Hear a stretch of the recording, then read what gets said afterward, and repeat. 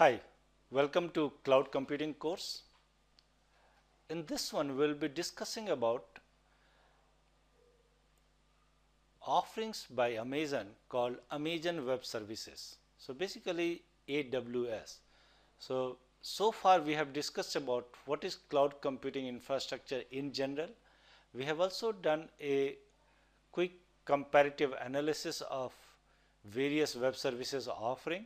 But now what we are going to do is a deep insight or detailed study of Amazon Web Services by Amazon Corporation.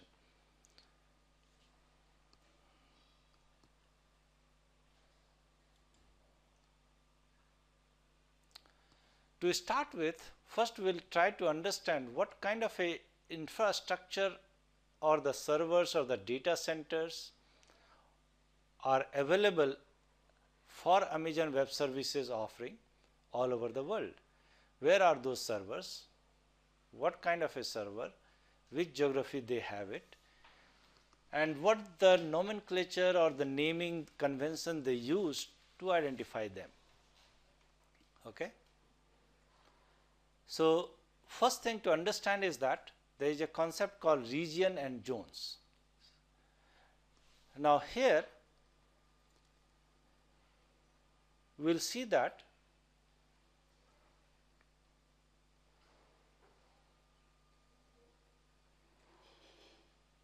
the complete Amazon has put the data centers in various regions. What regions means is that a geographical location which might be in the same country or different country, and that region has a collection of independent collection of zones which are connected to each other. So if you see, this and this is not connected, this and this is not connected, this and this is not connected, but the zones inside the regions are connected. Connected means these servers can communicate to this server can communicate to this server in a private and direct way. Obviously anybody can communicate with each other over internet, but these zones are a collection of servers, hard disks, everything, zones which can communicate to each other for failover purpose, for load balancing purpose and security purpose seamlessly. So that is the idea of zones. So zones are self-encapsulated data centers, and these data centers, so let us assume in this region 1 there is a 3 data center, 1, 2 and 3. In this region there are 2 data centers. In this region there are 2 data centers, and generally these data centers are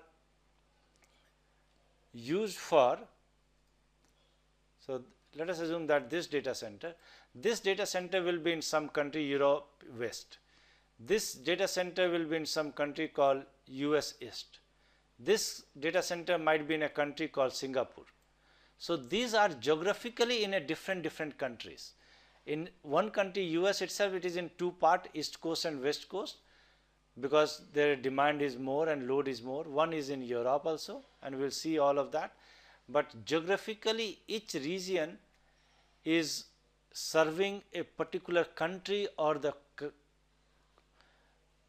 multiple countries together. And each region there are multiple data centers which are connected to each other. Most important thing is that there is no connection between this and this. If you see here to here, there is no connection. Okay? If you see between this and this, there is no connection. Between this and this, there is no connection. So there is no direct private connection or secured connection between these two. You can always connect from here to here through regular internet mechanism, but the data centers are themselves not connected to each other. Zones are definitely connected to each other, and that's why, these zones are connected to each other, so that it can provide a failover and redundancy mechanism and to provide much better disaster recovery as well. So if let us assume that in a particular region this zone has some problem, this can take over from there. So it also helps in the disaster recovery, it helps in the scalability or system failover and all those issues. Now this is the concept of region and zone. Now let us understand what are the different kinds of regions and zones provided by Amazon. Amazon has lots of region. In fact, one of them is US East. In the US East there is a region, US West there is a region, USE West Oregon there is a region, and this is for government purpose. European Union there is a region, Sao Paulo there is a region, Singapore and Tokyo. So there are 7 regions in Amazon Web Services as of now, and it keep adding every other year one or more region. Now inside a region there will be a zones. Now inside US East, US West, these are the zones. US West 1A, US West 1B, US West 1C. So inside this US West region there are 3 zones. Each zone will now have a service. Okay. So this zone will have a service EC2, S3 and many other. So the structure is, top level is region, then zones and then services. So that is the way the complete data center, or you can call all the servers and everything, is organized geographically in this fashion: regions, zones and then services.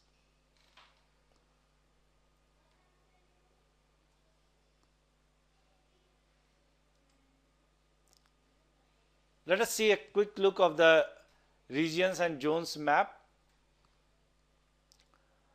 These are the regions in North America, Europe, South America and Asia. There is a Singapore, Japan, Tokyo and that. There is another one region which is coming up. So there is a difference between here.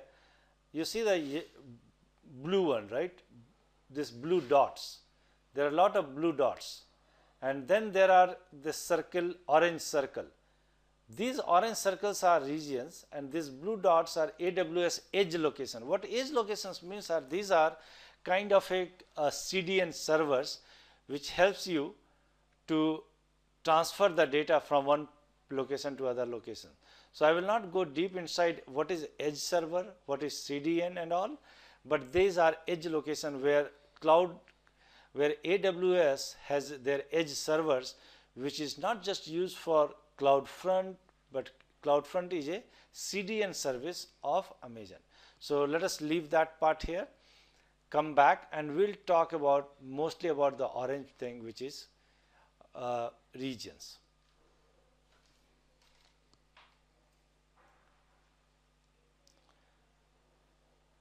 Most of the regions have good number of services. So these are the various regions: Oregon, California, Ireland, Singapore, Tokyo, Sao Paulo and government cloud. So this government cloud is very isolated and it is used only by the US government. So this is used only by the US government and nobody else uses it. So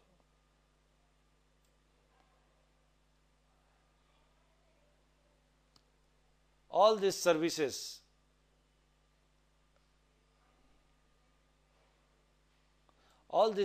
are pretty much used by, are available in all this thing. Okay. Some of the services like Elastic Beanstalk, high performance computing, email service, cloud search service and simple workflow service. These are available only in North Virginia, not in other cities. It is not here, it is not here, it is not here, not here, not here. So if you are looking for these kind of services like high performance computing, maybe cloud, Hadoop kind of a computing, Amazon simple email service if you want to use, cloud search you want to use, workflow you want to use, then they are right now available only in North Virginia, not in other. But all other services like this, they are available in all the regions of the Amazon Web Service.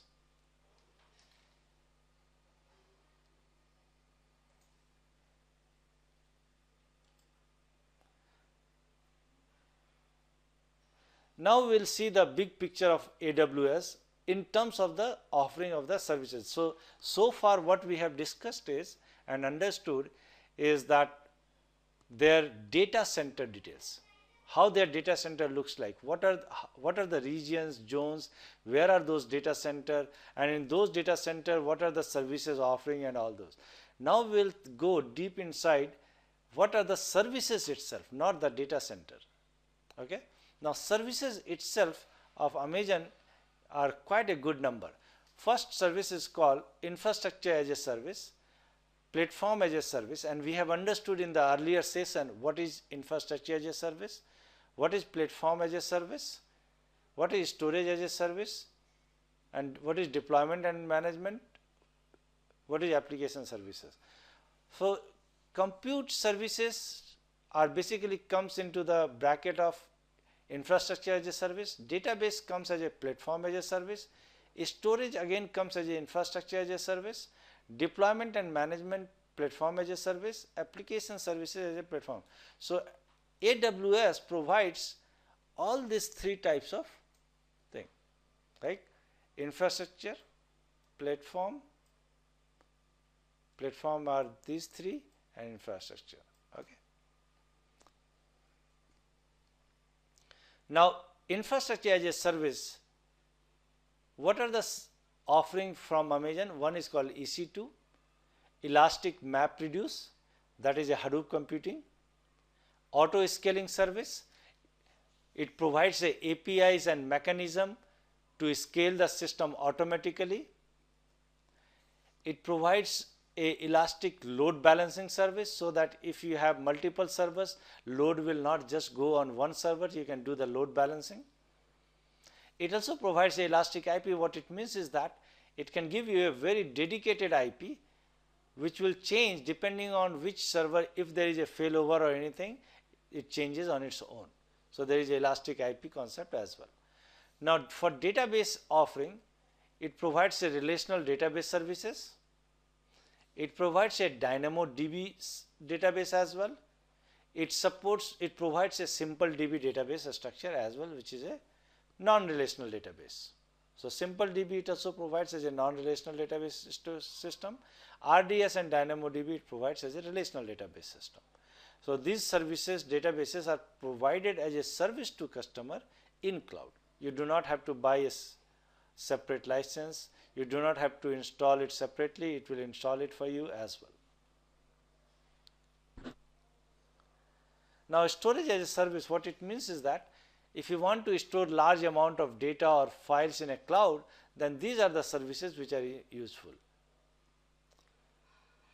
S3 and EBS.